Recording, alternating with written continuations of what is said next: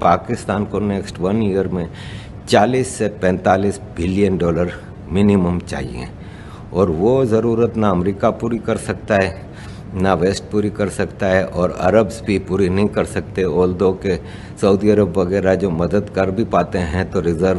Foreign reserve में रखने के लिए 2-3 बिलियन डॉलर दे देते हैं। यहाँ एक साल का खाली 40-45 बिलियन डॉलर है। तो उन्होंने कहा कि पाकिस्तान का इकोनॉमिक बैंकरप्सी होना लाजमी है,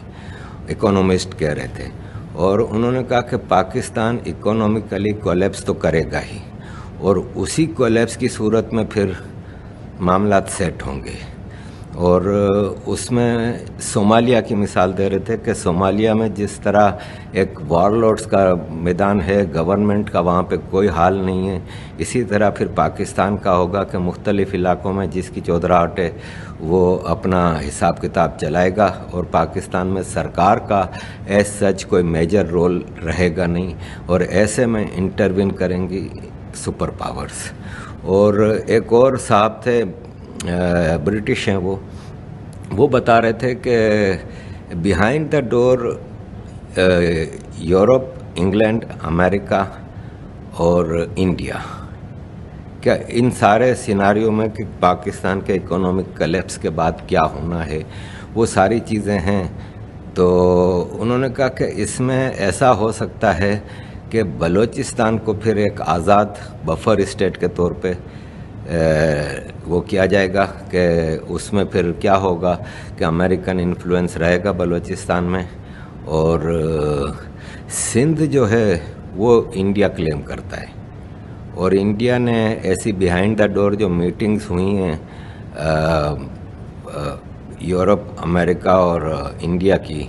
क्या वोट आफ्टर कोलैप्स, पाकिस्तान के कोलैप्स करने के बाद क्या सिनारियो होंगे, तो उसमें इंडिया ने क्लेम किया है कि सिंध हिस्टोरिकली हिंद है और सिंध के बगैर हिंद का कोई हिसाब किताब नहीं है और सिंध तो आफ्टर ऑल हमारा होगा। अब देखें ये सब बातें प्राइवेटली आपस में हो रही हैं, इसमें कितनी ऑथेंटिसिटी है नहीं है, लेकिन जो सिनारियोस चल रहे हैं इसमें ये सारी बातें समझ में आती हैं कि ऐसा हो भी सकता है।